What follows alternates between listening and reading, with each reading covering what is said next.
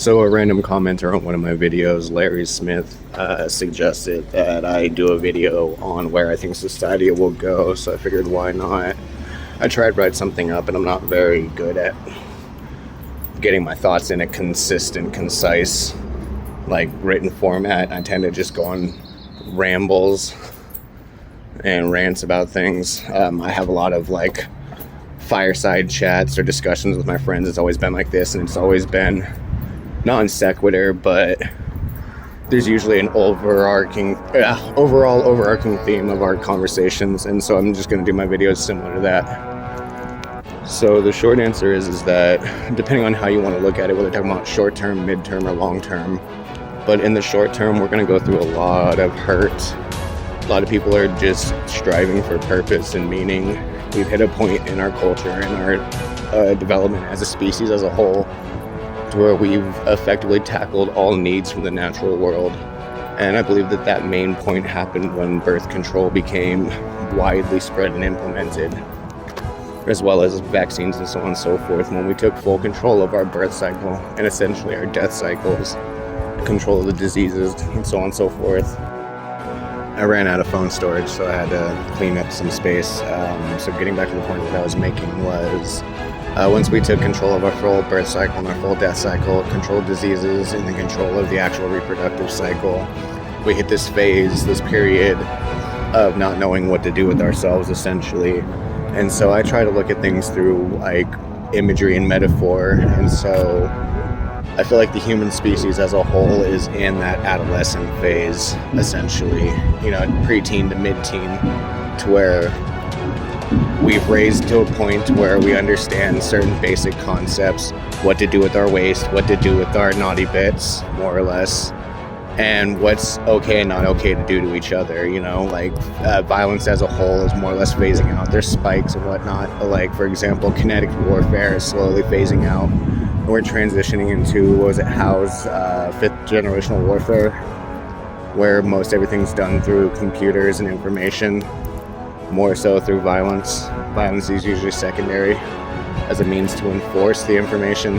Anyways, so we've hit this point as a whole, especially in the more developed nations, to where there's just a crisis in purpose. We've tackled the natural world and we don't really know what to do with ourselves. We hit that point to what is the purpose of our species? What are we doing? And so a lot of people have found things to do, whether that be slacktivism, whether that be just working and doing things and so on and so forth. And so in the short to midterm, I think we're just going through growing pains. I think this is going to work itself out, and we're going to return to some baseline of normal that's potentially elevated from what our standard has been so far. In theory, that's the more optimist side of me. The pessimist side of me is that there's going to be a lot of hurt and destruction in the meantime for us to make it to that point, because of the phrase that goes, was it good men make good times make bad men make bad times make good men. So this cycle is always repeated. But I don't know, it's hard to say, because you have to track these things through the arts, through the media, and sadly enough now through social media. And certain trends that you see in certain areas will eventually end up downstream into the mainstream wider culture.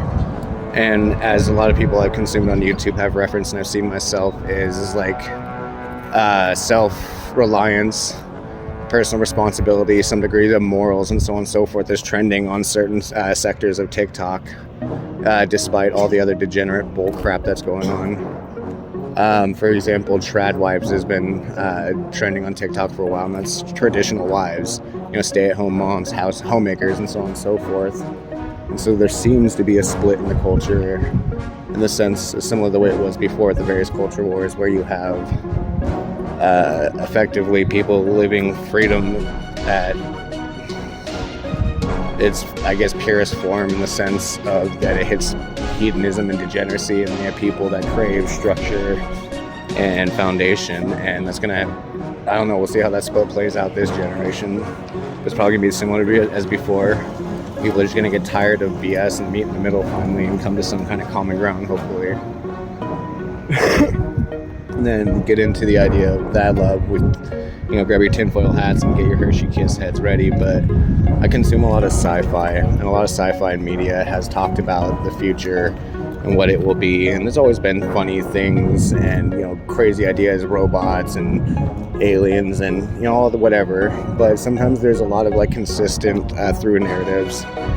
And so in old sci-fi there has been narratives about cyborgs and computers taking over humanity, and in the more recent years anime has picked up the slack on this and has discussed to death what happens when humanity interfaces with electronics completely, to where, Elon Musk talked about, to where there's next to no latency between your thoughts and a computer, Neuralink. And most of these media that I've seen anyways, I consume a lot of anime, if you've seen from my shorts, there's never a positive ending to these stories. At best it's neutral with a lot of hardship and drama played out, or these stories always go to some massive, horrible, chaotic ending, destruction of humanity whenever we interface like this. And it's not just anime, there's other stories too, like Ready Player One and so on and so forth. And it's never a good thing when we put this much of our self into these machines. And I mean self in the metaphysical way, or the philosophical way, not so much the physical way. But yeah, so we have this age where we're so heavily reliant on technology. I've had this discussion with people before, how do you define a cyborg? Again, in these old sci-fi books and movies and comic books and so on and so forth, it's a person that has computers inside of them, like Neuralink. But I make the argument that even though we don't have that near zero latency between our thoughts and the computers, we are solely dependent on our cell phones. They're on us at all times. We go everywhere with them. And we've outsourced a good deal of what we used to do by hand and through our own thought process to these phones. As far as memory retention, why remember anything when you can pop on Google and look it up? How to read a map, how to move around, how to get around. Why do that when your phone can do it for you? How to do math, you got a calculator, so on and so forth. And so we've outsourced a lot of this, again, freeing up a lot of our mental output, so to speak. And I think that's also what's contributed to a lot of the social issues. A lot of the stuff we occupied our mind with is no longer there because it's been outsourced to these little electronics. Looping back to that previous topic point.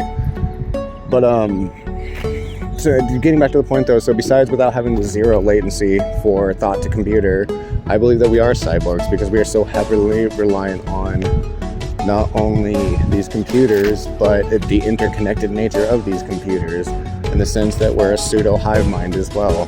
We still have independent thought, but we are also all so interconnected, and everything is so interwoven into each other that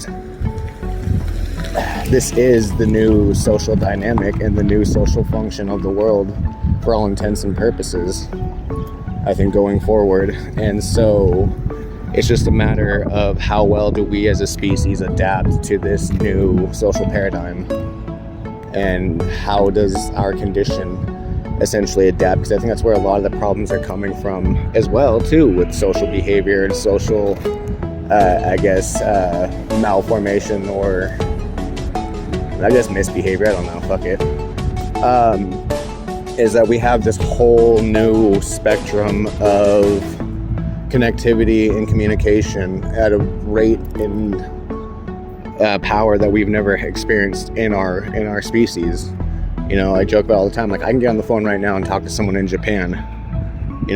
10, 20, 30 years ago, that required a significant more amount of time and, again, latency. Put a letter in an envelope, put it in the mail, and have a person hand deliver it halfway across the world to some person in Tokyo, Japan. And then, God knows how long that takes. It could take a week or two for that letter to get there and actually get opened up and read. Now I can literally just pop on my phone, get in a chat room, and go in to talk to someone. Which I've done. I talk in a lot of these chat rooms for Crunchyroll and the various other animes that I watch. And it's cool. And I love it. But what does that do to the human brain and the human psyche? Because throughout history, we are a community-based species, and we build and evolve our condition over time, but the way that we've done it is through these stories. We tell these stories in word of mouth and pass down throughout generations, and these stories and whatnot become the moral guidestone and pinning of various cultures. Well, what happens when all these different cultures now mesh together and are able to communicate on a level that the human species is not at any time? What does that do for the evolution of our, again, like our moral output, our social output, our behavioral output, and so on and so forth? Because a lot of these different cultures have developed uniquely in isolation for so very long that integrating with the wider world isn't as easy as other cultures. And again, there's a lot of key factors that play into how this will work. But ultimately, I do think that it will pan out, unless there's forced conversion and all that other crazy whatnots that I'm not even going to get into. But I think we'll adapt to the technology overall. But my own personal theory is that the human species as a whole is splitting off into two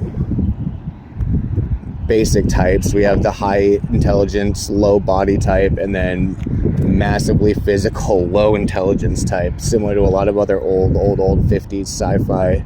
And I feel like the human species is going to split off into this divergent species, effectively, or divergent points. And Lord knows what the humans will do, because humans do human things. It'll probably evolve into some kind of slavery caste system. The smart ones will enslave the dumb ones, and the dumb ones will probably overthrow the smart ones because they're just purely more powerful once they realize that. Blah, blah, blah, blah, blah. But that's something that's many, many, many, many generations down the line. This can be seen in the way people have been developing in the last couple of generations. You can see a huge split in the way different types of people develop. You're like, from what I've seen anyways, you end up with, like I said, scrawny little kids with big heads and frontal lobes, and they end up being high intelligence or end up having like high processing disorders or behavioral disorders. And then again, for the lack of a better word, you see these other kids that are just big, bulky, stocky. They got small heads but thick foreheads, and you know, the thinking is not necessarily there, but they can do, goddamn, they can do. You know what I mean? And this, you see other little quirks like this showing up. Like there's something I was reading recently that said that humans have evolved slightly since phones have been implemented, and a lot of the stuff that we do with our hands. Like, for example, there's an extra vein popping up in our wrists now to accommodate the extra blood flow to the hands, so the thumb doesn't. It's basically so the thumb has more oxygen, so it can basically run longer, do better, so on and so forth. And then some doctors are saying that there's potentially a blue light filter going over our lenses naturally now because of the phones. Kids are being born with a slight blue light filter. But this has gone on way long enough, and I got to go in and start work and get things taken care of. I'll probably do a part 2 of this later.